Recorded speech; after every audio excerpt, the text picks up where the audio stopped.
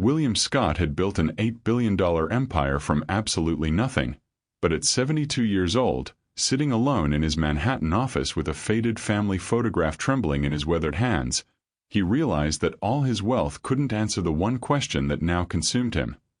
When he was weak and dying, who in his family would stay by his side out of love rather than greed? So he devised a test that would expose the truth, a fake terminal illness that would reveal his family's real nature. But what he discovered would destroy everything he thought he knew about the people he had sacrificed his entire life to provide for. Welcome back, my beautiful family and friends. If you're hooked in and you're ready to enjoy this story, click subscribe and let me know in the comments where you're watching from. Because tomorrow, I will be giving you another story just as interesting as this one. And you don't want to miss it. So William summoned his most trusted confidants to his penthouse suite. His lawyer Maxwell, who had protected his interests for 25 years, and his personal physician Dr. Alex, and said in a voice both determined and weary, "I want you both to help me pretend I'm terminally ill.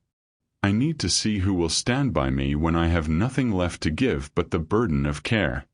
Maxwell's eyes widened with surprise, but he leaned forward and said, "Sir, that's brilliant, but we need to protect you financially first.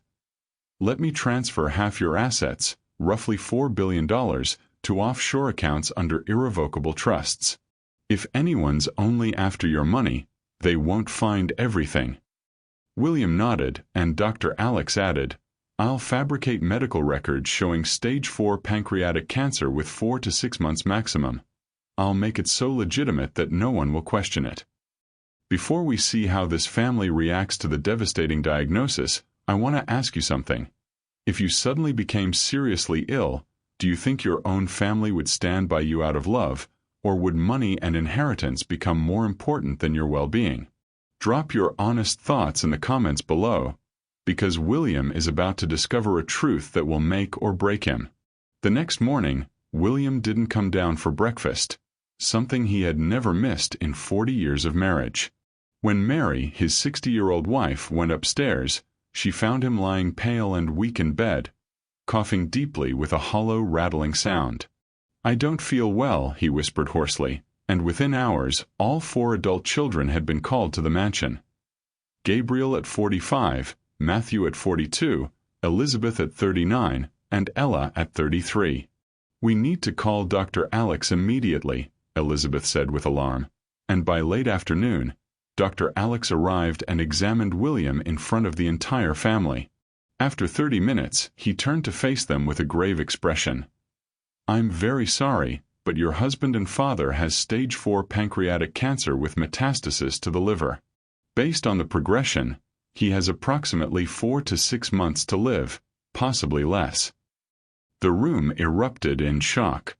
Elizabeth gasped, Matthew's face drained of color, Gabriel gripped a chair until his knuckles turned white, Mary let out a strangled sob, and Ella rushed to her father's side, tears streaming as she cried, "No, Daddy, you can't leave me." In the first few days after the diagnosis, the entire Scott family seemed devoted. Mary brought soup, Gabriel visited each morning, Matthew called twice daily, Elizabeth sent flowers and sat for hours, all speaking in soft, compassionate tones and promising they would never abandon him. But after 10 days, something shifted. Mary stopped sleeping in their bedroom, claiming the atmosphere of death is too much, and moved to a guest suite. Gabriel's visits became shorter, distracted by phone calls about urgent company matters. Matthew stopped calling, sending brief texts instead. Elizabeth's visits dropped to twice weekly, always with excuses about her social calendar. The only person who remained constant was Ella, who practically moved into her father's bedroom, sleeping on the window seat, waking at all hours to help him, feeding him small bites of food, reading to him in the evenings. "I'm never leaving your side, Daddy," she whispered one night, holding his hand in the darkness. One afternoon, Gabriel knocked softly and entered with corporate documents. "Dad, you need to rest and focus on your health, not business," he said smoothly, sliding papers across the blanket. "I think it's best if you sign these giving me temporary control of Scott Global Enterprises, just until you're feeling better." William looked at his eldest son for a long moment, then nodded weakly and whispered, "All right, son." But inside his mind he was making careful notes, documenting every revelation of his children's true characters. Within a week, Gabriel had transformed Scott Global Enterprises into his personal playground. He authorized a $2 million executive retreat in Monaco, invested $50 million in speculative cryptocurrency, launched a vanity tech startup with no business plan, and fired Richard Donovan, the CFO who had served William loyally for 35 years, simply because Richard questioned whether these expenditures were responsible. Matthew began conducting secret meetings with real estate brokers, and within 3 weeks he had sold the flagship Scott Plaza Hotel for $150 million, followed by liquidating William's beloved Napa Valley vineyard for $45 million, depositing everything in personal offshore accounts. Elizabeth spent money like it was already hers, purchasing a $12 million penthouse, investing in a fashion startup, and booking first-class trips to Paris and Dubai. What none of them knew was that lawyer Maxwell had been watching every transaction, and every property Matthew sold had been purchased by Maxwell's trusted associates who immediately transferred ownership documents back into William's secured trust. Matthew had actually sold nothing at all. One evening, Ella pleaded with her mother, "Mom, shouldn't we fly Dad to Germany or Switzerland? I've been researching experimental cancer treatments. We have the money, shouldn't we try?" Mary didn't even look away from the television as she waved dismissively. "Absolutely not, Ella. Do you know how expensive that would be? Hundreds of thousands for treatments that probably won't work anyway. And what if he dies over there? We'd have wasted all that money for nothing." Ella stood stunned, unable to believe her mother had calculated her husband's life in terms of cost-benefit analysis. Downstairs, Gabriel threw a lavish party with champagne and a DJ, and when a friend asked if it was appropriate to celebrate while his father was dying, Gabriel laughed and said loudly, "Soon everything here will be mine, I'm just getting comfortable with my future." But William could hear the bass thumping through the floors, and he lay in bed with tears silently rolling down his temples, whispering to himself, "I'm watching everything, and when this is over, they'll all know exactly what they've revealed." Every morning at the Scott mansion felt heavier, as if the air had thickened with tension and greed. Upstairs, William lay motionless, his breathing deliberately shallow, releasing deep, rattling coughs he had practiced until they sounded terminal. Ella sat beside him, wiping his forehead with a warm towel, helping him sip water, feeding him small spoonfuls of oatmeal. "I'm not going anywhere, Daddy," she whispered. "I promise you won't be alone." But what no one knew, not Mary, not Gabriel, not Matthew, not Elizabeth, not even devoted Ella, was that William Scott was not dying at all. Every symptom was carefully manufactured, every moment of weakness a calculated test designed to expose who truly loved him and who was simply counting down the days until they could claim their inheritance. One afternoon when Ella stepped out, William turned toward the windows and whispered to himself, his voice raw with genuine pain, "Is this really how my life's work ends? This family I sacrificed everything for. They can't even pretend to care. Agatha moved out like I'm already a corpse. Gabriel is destroying everything I built. Matthew is secretly selling properties that represent decades of my work. Elizabeth demands money like I'm an ATM, not her father." His voice broke as genuine grief washed over him. "What did I do wrong? I gave them everything, and this is what I get in return. Silence and waiting for me to die." While William wrestled with heartbreak upstairs, music blasted from the entertainment wing downstairs. Gabriel had converted a guest suite into his executive relaxation space, throwing parties, drinking expensive bourbon from his father's collection, celebrating his new position like he had earned it through merit rather than simply waiting for his father to become incapacitated. The bass thumped through the floors and walls, and William could hear every laugh, every clink of glasses, every congratulatory cheer that his eldest son received from friends who didn't know, or didn't care, that a supposedly dying man lay suffering just 2 floors above them. 10 days after the diagnosis, The pretense of care had evaporated completely, like morning fog burned away by the harsh light of reality, and the mansion that had once been filled with warmth and family togetherness now felt cold, empty, and hostile. Mary had officially moved out of the master bedroom suite she had shared with William for 4 decades, and when the housekeeper, Mrs. Rodriguez, asked her why, Mary had waved her hand dismissively and said without any emotion in her voice, "I can't stand the atmosphere of death in there anymore. The smell of medicine, the sound of that horrible coughing, the constant reminders that he's dying. It's too much for me to bear every single night." She had taken all her clothes, her jewelry, her personal items, and relocated them to the largest guest suite on the opposite wing of the mansion, as far away from William as she could possibly get while still living under the same roof. Gabriel, meanwhile, had wasted no time in assuming complete control of Scott Global Enterprises, and he walked into the corporate headquarters every morning like a king entering his palace, citing his father's terminal illness and incapacitation as justification for making every major decision without consultation or oversight. The mansion's atmosphere had changed so dramatically that even the household staff noticed it and whispered about it in hushed tones when they thought no one was listening. There were fewer visitors to William's room now, just the occasional awkward appearance from Mary, who would stand in the doorway for 30 seconds and ask, "How are you feeling?" without actually waiting for an answer before disappearing again. And there were tense conversations in the hallways between Gabriel and Matthew about money, property, and inheritance that stopped abruptly whenever Ella walked by. But Ella, precious Ella, had done the exact opposite of what her siblings and mother had done, and she had increased her presence in her father's life rather than decreased it.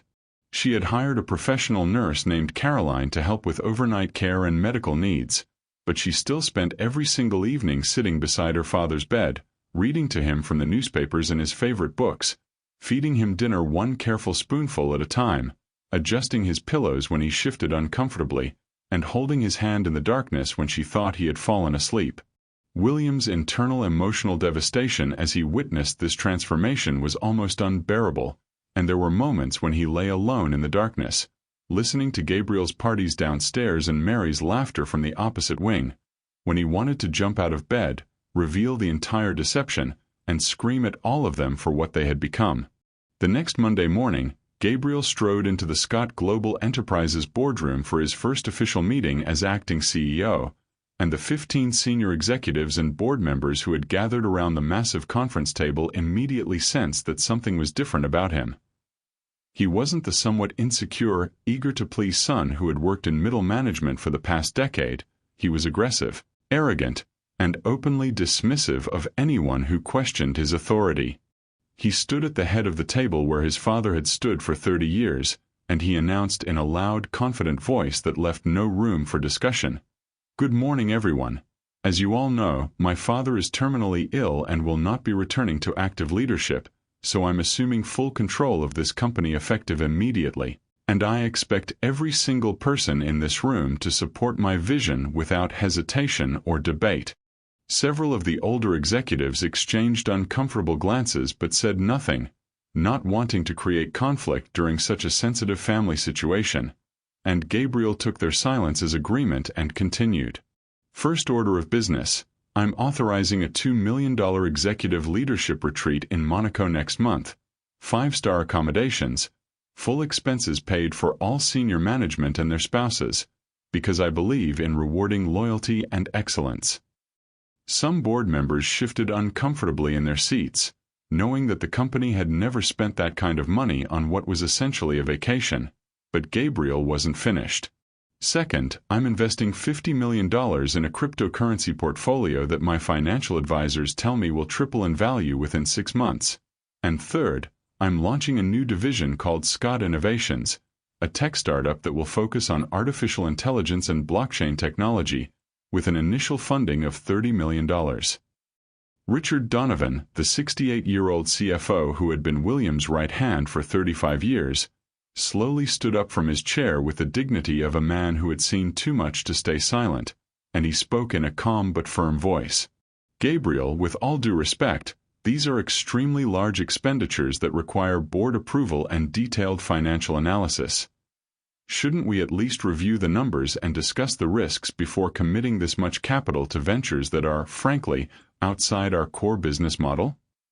The room fell completely silent, and everyone watched Gabriel's face turn red with anger and embarrassment at being challenged in front of the entire board. "Are you questioning my authority?" Gabriel shouted, slamming his hand down on the table so hard that coffee cups rattled and several people jumped in their seats, and Richard tried to respond calmly. "I'm not questioning your authority, I'm questioning the wisdom of these specific decisions." But Gabriel cut him off viciously. "You're fired," he said coldly, pointing at the door. "Security will escort you out of the building and your access will be terminated immediately. I will not tolerate insubordination from someone who clearly doesn't respect my leadership." Richard stood there in complete shock, his mouth slightly open, unable to believe that after 35 years of loyal service, he was being dismissed like a disobedient employee, and the other board members looked down at their papers uncomfortably, too afraid of Gabriel's wrath to defend their colleague. Maxwell, who sat quietly in the corner of the boardroom as the company's legal counsel, observed everything with sharp eyes and made detailed mental notes of every decision Gabriel made, every reckless expenditure he authorized, and every loyal employee he fired, and later that evening, he drove to the mansion and quietly entered William's room through the private side entrance to deliver his report. "Your son is destroying everything you built," Maxwell said softly, sitting in the chair beside the bed. "He fired Richard today for asking basic financial questions.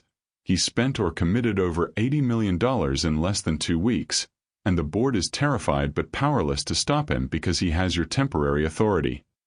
William closed his eyes and felt tears sliding down his temples into his silver hair, and he whispered hoarsely, "Let him continue. I need to see how far he'll go." Meanwhile, Matthew had been conducting his own campaign of betrayal, and he had been meeting with high-end commercial real estate brokers in discreet locations like hotel lounges and private club dining rooms, always careful to schedule these meetings when he knew Ella wouldn't be around to ask questions. Within 3 weeks of William's diagnosis, Matthew had successfully sold the flagship Scott Plaza Hotel for $150 million in a rush transaction that skipped normal due diligence processes, and he had also liquidated William's prized Napa Valley vineyard, the property where William had proposed to Mary 41 years ago, the place where all the children had spent countless summer vacations, for $45 million. Matthew had felt extremely clever about these sales, believing that he was securing his financial future while his father was too sick to notice, and he had immediately transferred all the money to personal offshore accounts in the Cayman Islands where he thought no one could track it or take it away from him. But what Matthew didn't know, what he couldn't possibly have known, was that lawyer Maxwell had been watching every transaction with the careful attention of a chess master anticipating his opponent's moves, and Maxwell had orchestrated the purchases through a network of trusted associates and shell companies that he controlled. Every single document, every title, every deed, flowed right back to William's secured trust within hours of the supposed sales. So while Matthew sat in his home office counting his money and congratulating himself on his brilliance, he had actually sold nothing at all and William still owned every property.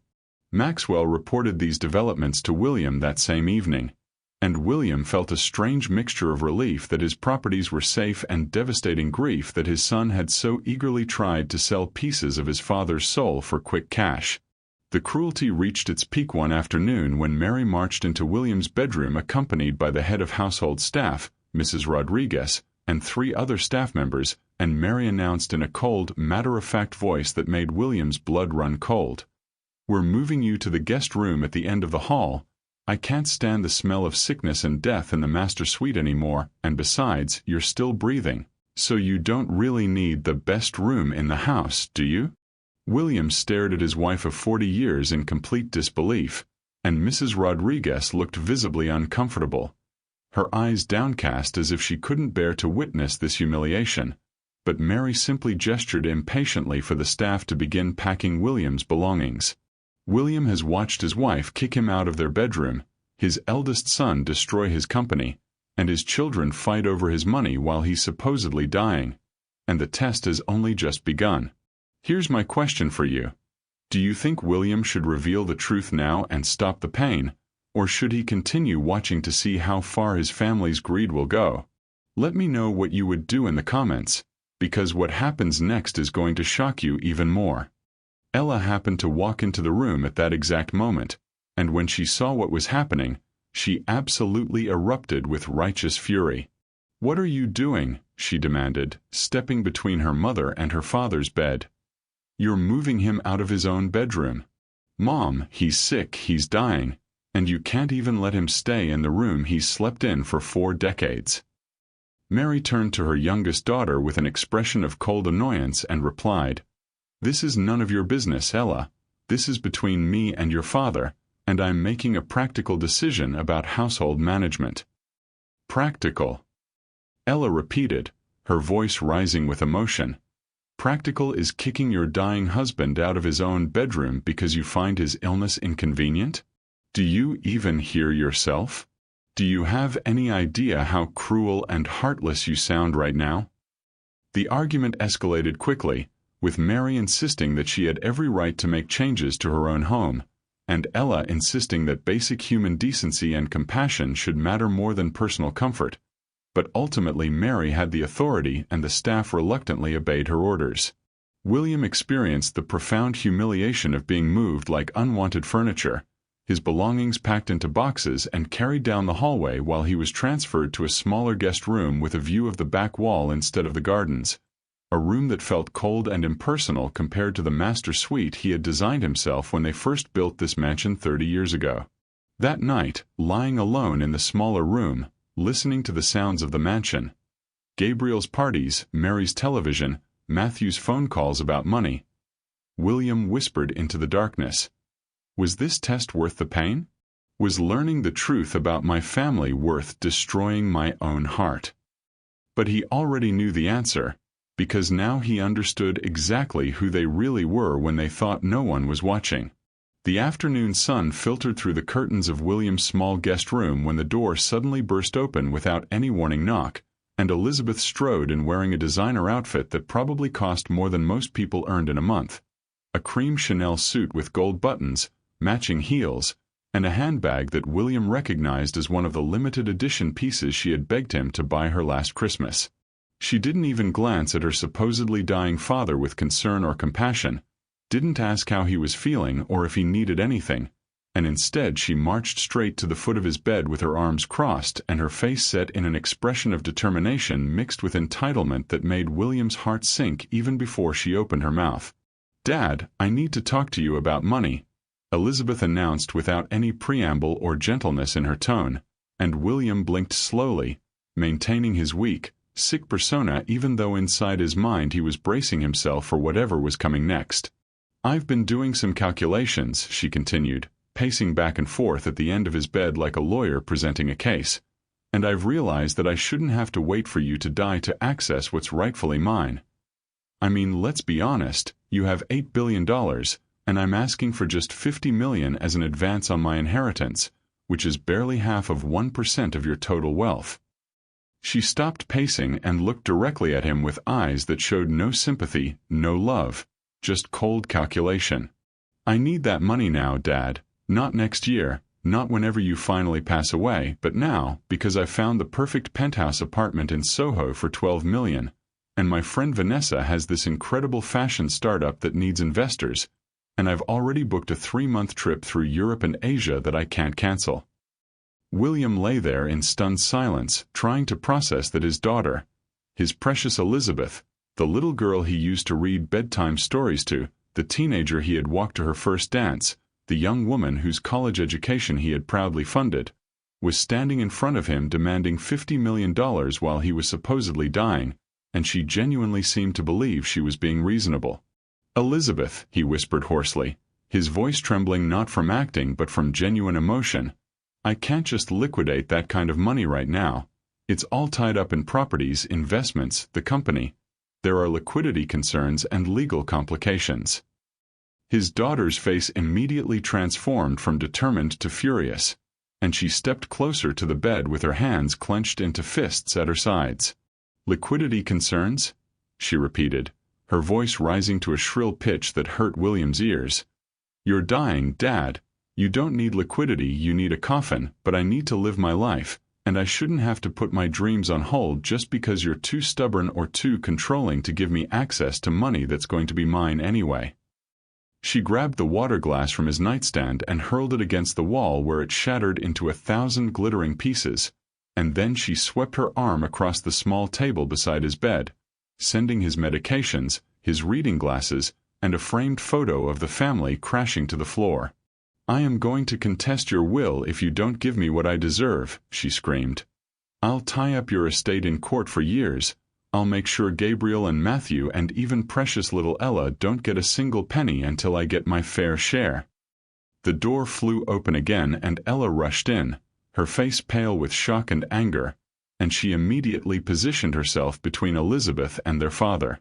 "What is wrong with you?" Ella demanded, grabbing Elizabeth by the arm. "He's dying and you're screaming at him about money? Get out. Get out right now." Elizabeth tried to pull away, but Ella was surprisingly strong when she was protecting someone she loved, and she physically dragged her older sister toward the door while Elizabeth continued shouting about her rights and her needs. William lay in his bed watching the scene unfold, and he felt something inside his chest crack and break. Not his body, because he wasn't actually sick, but his heart, because this was his daughter, a child he had raised and loved and sacrificed for, and she had just revealed that she valued his money more than she valued him as a human being. 3 days later, on a sunny Tuesday afternoon, William's younger brother Thomas and his sister Janet arrived at the mansion gates in Thomas's modest sedan, accompanied by their spouses and several other extended family members who had driven from different parts of the state because they had heard about William's terminal diagnosis and wanted to visit him, pray for him, and show him love during what they believed were his final months. They pulled up to the electronic gates and pressed the intercom button, expecting to be welcomed in the way they had been welcomed for decades during family gatherings and holidays, but instead they heard the crackling voice of the head of security saying tersely, "I'm sorry, but I have explicit instructions that no visitors are allowed today." Thomas leaned out of his car window, confused and concerned, and said into the intercom, "This is Thomas Scott, William's brother. We're not visitors, we're family, and we've driven 3 hours to see him because he's very sick." There was a pause, some muffled conversation in the background, and then suddenly Mary's voice came through the speaker, and her tone was so cold and hostile that everyone in the car actually recoiled. "You opportunistic leeches," she hissed through the intercom, her voice dripping with venom. "You never cared about William when he was healthy and successful. I don't remember any of you calling or visiting when he was building his empire and working himself to exhaustion, but now that he's dying, now that there might be something to gain, suddenly you all show up like vultures circling a corpse." Janet, who was one of the kindest, gentlest women anyone could ever meet, actually gasped out loud and covered her mouth with her hand, and Thomas's face flushed with hurt and anger as he responded, "Mary, that's completely unfair and untrue. We love William, he's our brother, and we just want to see him and let him know we're praying for him." But Mary wasn't finished with her cruel accusations. "You're not coming into this house," she declared. "I've instructed security to keep you out, and if you don't leave immediately, I'll call the police and have you removed from the property for trespassing." The intercom clicked off, and the family sat there in stunned, heartbroken silence, unable to believe that they were being denied the chance to see their dying brother and that Mary could be so viciously cruel to people who genuinely cared. Later that evening, after everyone had reluctantly driven home in tears, Ella secretly called her Uncle Thomas from her bedroom, and she apologized profusely for her mother's behavior. "I'm so sorry," she whispered into the phone, trying not to cry. "I had no idea Mom had given those instructions to security, and I promise I'll find a way to sneak you in to see Dad when she's not home, maybe next Tuesday afternoon when she has her spa appointment." Upstairs in his small guest room, William sat watching the security camera footage that Maxwell had discreetly arranged for him to access, and he watched his brother and sister being turned away at the gates by his own wife, and tears rolled down his weathered cheeks as he realized that Mary had isolated him from the people who genuinely cared about him simply because she was afraid they might somehow interfere with her plans for his money. The following Friday morning, An emergency board meeting was called at Scott Global Enterprises, and the atmosphere in that boardroom was tense and hostile from the moment the executives began gathering around the table. Gabriel sat at the head in his father's chair, looking significantly less confident than he had a month ago, and when everyone was seated, the temporary CFO stood up with a thick folder of financial reports and delivered the devastating news that everyone had already suspected.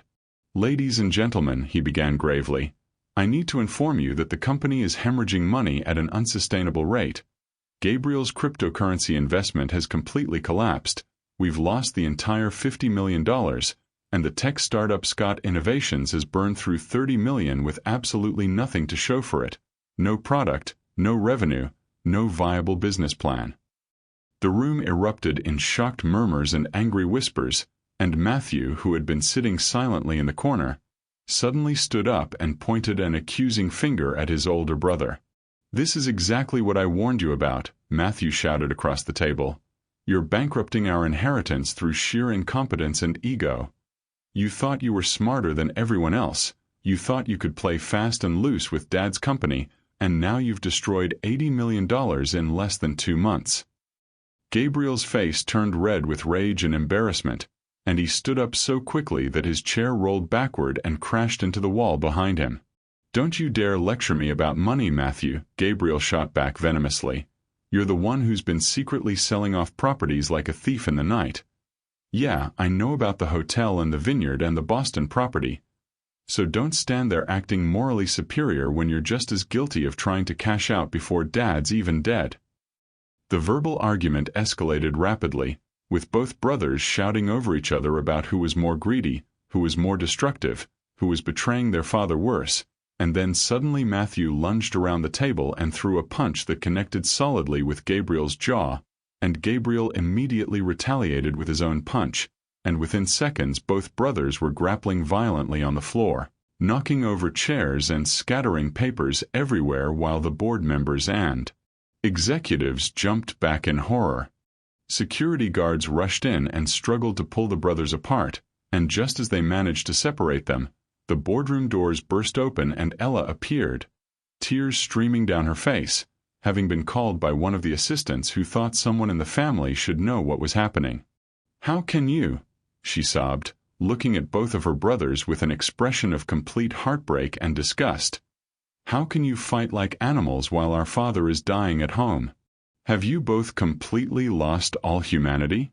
Has money corrupted you so completely that you can't even pretend to care about the man who gave you everything?" But neither Gabriel nor Matthew even looked at her. They were too busy shouting at each other about money and inheritance and blame, and Ella turned and ran out of the room, unable to bear watching her family destroy itself any longer. That same evening, Mary arrived at the corporate headquarters after receiving a phone call from Gabriel about the disastrous board meeting and the company's financial crisis, and she found him sitting alone in the executive office with his head in his hands, desperately trying to figure out how to cover the massive losses before the board voted to remove him from leadership. Mary sat down across from him, and after listening to his explanation of how much money he needed to stabilize the situation, she leaned back in her chair and said casually, as if she was suggesting what to have for dinner, "Well, why don't you just sell William's Rolls-Royce collection? He won't be driving anymore anyway, and those cars are just sitting in the garage collecting dust. They're worth at least $25 million, maybe more to the right collector."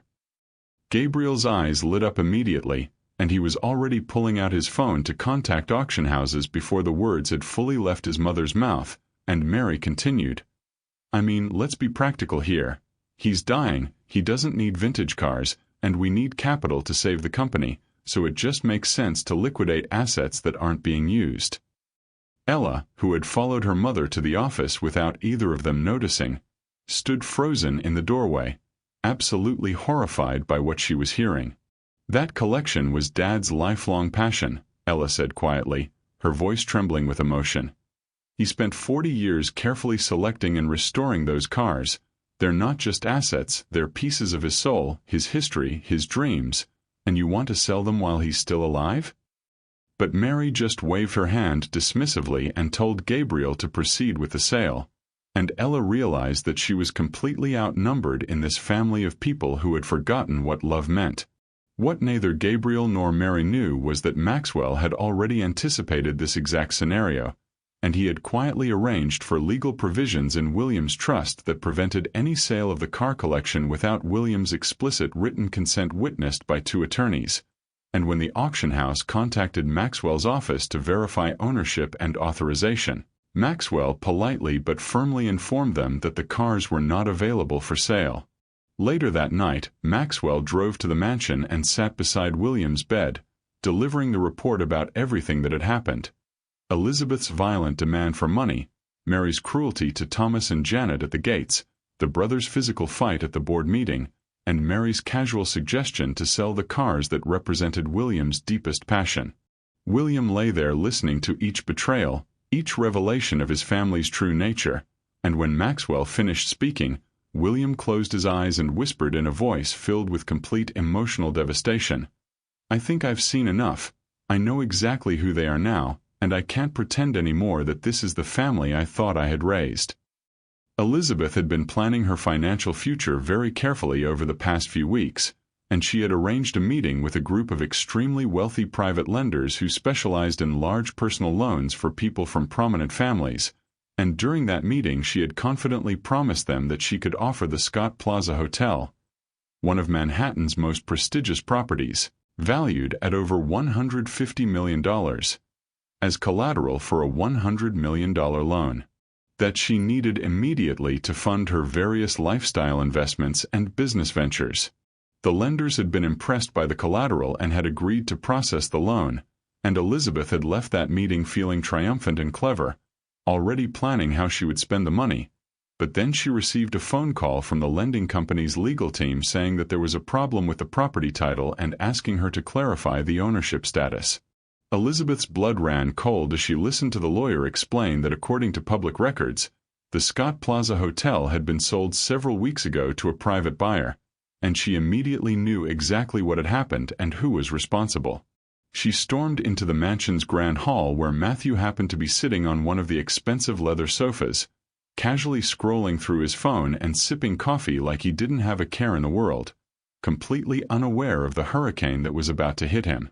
The grand hall was one of the most beautiful rooms in the entire mansion, filled with priceless furniture that William had collected over decades, original artwork hanging on the walls, and an antique Ming vase worth over $200,000 displayed on a mahogany table that had been in the family for 3 generations.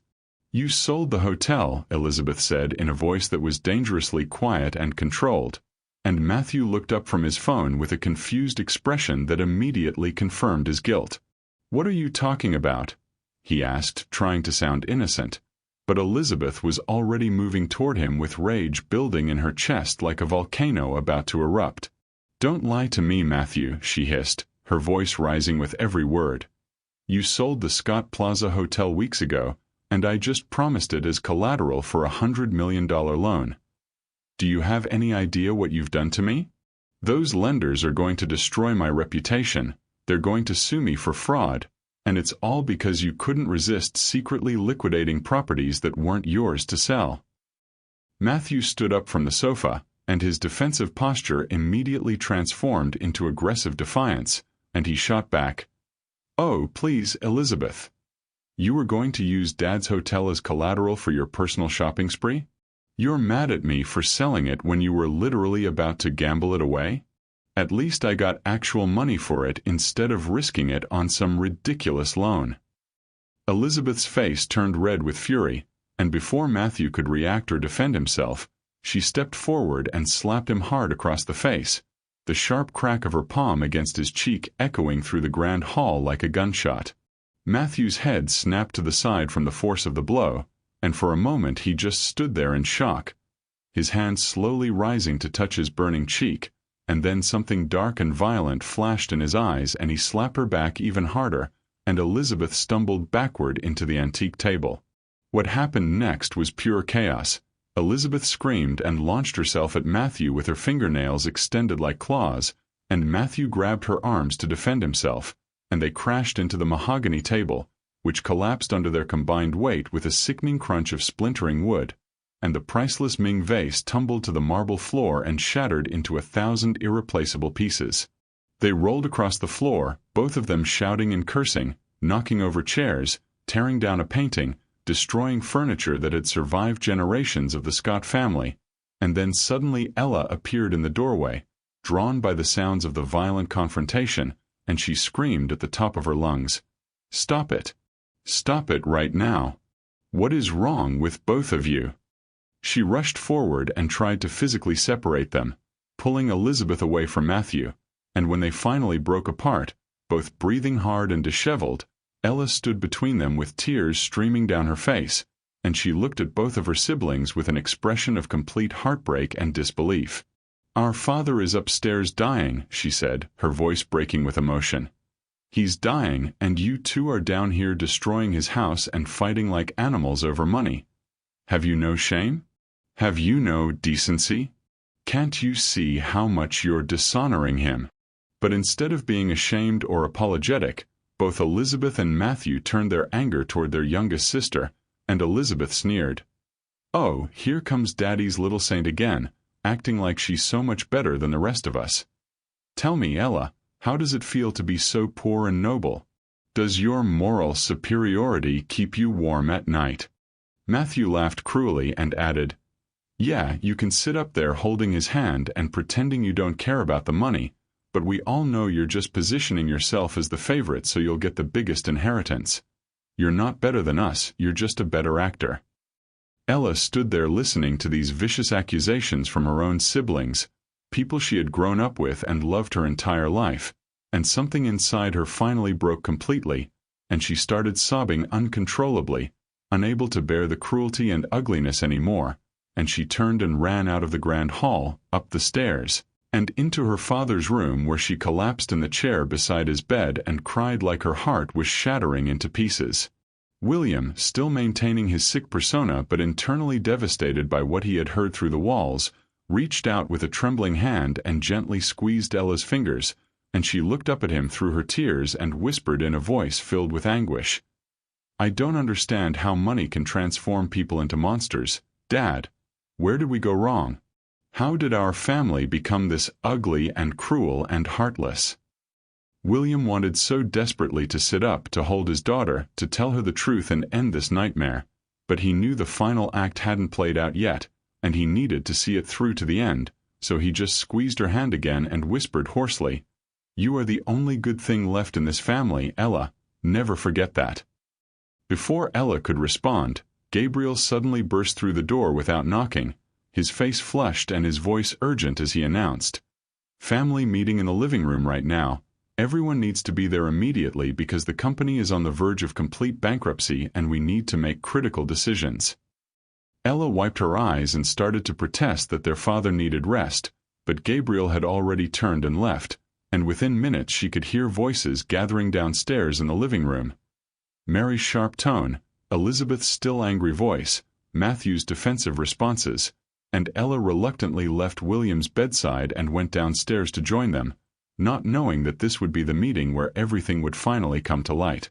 The entire family gathered in the massive living room, Mary sitting regally on the main sofa as if she was presiding over a corporate board meeting, Gabriel standing near the fireplace looking stressed and desperate, Matthew leaning against the wall with his arms crossed defensively, Elizabeth perched on the arm of a chair with her arms still red from the fight, and Ella standing near the doorway looking exhausted and heartbroken. Gabriel cleared his throat and began speaking in a voice that tried to sound authoritative but came out shaky and uncertain. "I've called you all here because Scott Global Enterprises is in serious financial trouble. The losses from my investments and operational decisions have created a cash flow crisis, and the only way to save the company is to liquidate a major asset immediately. So I've decided that we need to sell the Scott Plaza Hotel for emergency capital." There was a brief moment of silence, and then Matthew started laughing. Not a happy laugh, but a bitter, sarcastic laugh that made everyone turn to look at him, and he said with cruel satisfaction, "Well, Gabriel, I have some news for you. You can't sell the hotel because I already sold it 6 weeks ago." The room exploded into chaos. Gabriel's face went from confused to furious in less than a second, and he roared, "You did what?" and he crossed the room in 3 long strides and grabbed Matthew by the collar of his shirt and slammed him against the wall. "You sold our flagship property without telling anyone?" Gabriel screamed, and Matthew shoved him back hard, and then both brothers were throwing punches again, their fists connecting with sickening thuds, blood appearing on Gabriel's lip and Matthew's nose, furniture being knocked over as they grappled and fought with pure, unrestrained hatred. Mary started screaming at both of them to stop but made no actual effort to intervene physically, and Elizabeth was yelling accusations about how both of them had destroyed her loan deal and ruined her financial plans, and the entire room had descended into absolute pandemonium with everyone shouting over each other, blaming each other, revealing secrets and betrayals that had been building for weeks. Ella stood in the middle of this madness, watching her family tear itself apart, and something inside her finally snapped, and she screamed at the top of her lungs with a volume and intensity that shocked everyone into silence. "Why is there more fighting than love in this house?" Her voice echoed off the walls, and everyone turned to look at her, and she continued with tears streaming down her face but her voice strong and clear. "You're treating Dad like he's already in the grave, like he's already dead and buried, and you can just divide up his things like he never mattered as a human being. You're all completely blinded by dollar signs and inheritance and greed, and you've forgotten that there's a man upstairs who loved you, who sacrificed everything for you, who built all of this so you would have security and opportunity, and this is how you repay him, by fighting and lying and stealing and destroying everything he created." But her family barely even heard her words. They were already starting to argue again, Mary snapping at Gabriel about his incompetence, Elizabeth demanding to know what she was supposed to do about her loan, Matthew defending his decision to sell properties, and Ella realized that she was completely alone in her grief and her love for their father. And that was when William Scott appeared at the top of the stairs, and everyone in the living room fell completely silent as they watched him descend the staircase with steady, confident steps. Not the shuffling, weak, dying steps they had seen for the past 2 months, but the strong, purposeful walk of a healthy man in complete control of his faculties. He walked into the living room and stood in the center, looking at each member of his family in turn, and the shock on their faces would have been comical if the situation wasn't so tragic. Mary's mouth had dropped open, Gabriel and Matthew had frozen mid-argument, Elizabeth had gone completely pale, and Ella looked confused and hopeful and terrified all at the same time. "I'm not dying," William said clearly, his voice strong and unwavering. "I never was." The stunned silence lasted for about 5 seconds, and then the room erupted into chaos again. Everyone talking at once, demanding explanations, asking questions, expressing shock and confusion and anger. But William simply raised his hand, and the authority in that gesture made everyone fall silent again. "I faked the entire illness," he continued, and his voice was filled with a mixture of sadness and anger that made everyone in the room feel like children being scolded by a disappointed parent. "Maxwell and Dr. Alex helped me create a completely fabricated terminal diagnosis because I needed to know the truth. I needed to see who in this family actually loved me and who was just waiting for me to die so they could fight over my money." He turned to Mary first, and his eyes held decades of love turned to disappointment and pain, and he said quietly, "You couldn't even let me keep our bedroom while I was supposedly dying. You moved me out like I was a piece of trash that offended your senses, and you turned away my own brother and sister at the gates because you were afraid they might somehow interfere with your inheritance plans." Mary opened her mouth to defend herself, but no words came out, and William had already moved on to Gabriel. "You destroyed 30 years of my life's work in less than 2 months, he said, his voice harder now. "You fired loyal employees who had given me decades of service. You wasted $80 million on vanity projects and failed investments, and you treated my company like it was your personal piggy bank, and all while I was supposedly on my deathbed." Then he turned to Matthew, and the grief in his eyes was almost unbearable to witness. "You sold my most precious properties, the hotel where your mother and I celebrated our 10th anniversary, the vineyard where I proposed to her, the places that held my memories and my history. You sold them like they meant nothing, like they were just assets on a spreadsheet instead of pieces of my soul." Matthew tried to stammer out some kind of explanation about securing his future, But William had already turned to Elizabeth, his youngest daughter except for Ella, and he said with barely controlled anger, "And you demanded $50 million from me while I was supposedly dying. You stood in my room and screamed that you shouldn't have to wait for me to die to access money that you felt entitled to. And you threw things and broke my belongings like I was already a corpse that couldn't be hurt anymore." Each of them tried to defend themselves, tried to make excuses. Mary saying she couldn't help how she felt, Gabriel insisting he was trying to modernize the company, Matthew claiming he was being financially responsible, Elizabeth arguing that she had a right to her inheritance. But William cut through all their justifications with a simple statement: "Maxwell has secured all the assets. The properties Matthew thought he sold are still in my trust. The money Gabriel wasted is documented and some of it recovered, and nothing was actually lost except my illusions about who you all really are." Then he turned to Ella, who was standing there with tears streaming down her face but with love and relief shining in her eyes, and his voice softened completely as he said, "Only you showed true love, only you cared for me without thinking about money, only you stayed by my side and held my hand and treated me like I was still a human being worthy of compassion and dignity." William walked to his desk in the corner of the living room and picked up a legal document that had been waiting there, and he returned to the center of the room and announced in a voice that left no room for argument, "I've had Maxwell prepare a new will, and here's what I've decided. Ella will inherit 75% of my entire estate, including controlling interest in Scott Global Enterprises, where she will assume the position of CEO, because she's the only one in this family who has proven that she understands what love and loyalty actually mean." The room erupted in protests, Gabriel shouting that this wasn't fair, Matthew arguing that Ella had no business experience, Elizabeth screaming that she was being cheated. But William raised his voice and continued, "Mary, you will receive a settlement of $5 million in divorce papers, because our marriage ended the moment you kicked me out of our bedroom and treated me like garbage. I'll make sure you're comfortable, but I will not spend another day married to someone who showed me such contempt." He turned to his 3 eldest children and said with finality, "Gabriel, Matthew, Elizabeth, you will each receive exactly $5 million, which is enough to live comfortably for the rest of your lives if you're responsible with it. But it's a tiny fraction of what you expected because you'll each get exactly what you proved you deserved through your actions." The outrage was immediate and explosive, all 4 of them shouting at once, demanding that William reconsider, threatening to contest the will in court, claiming this was cruel and unfair and that they had just been stressed by the situation. But William remained completely firm, and he looked at Maxwell, who had quietly entered the room from a side door, and Maxwell nodded once and gestured to the security team waiting in the hallway. "You have 1 hour to pack your essential belongings," William said calmly. "Security will supervise to make sure you only take what's personally yours, and then you will all leave this house. I'm done watching my family destroy itself over money that none of you did anything to earn."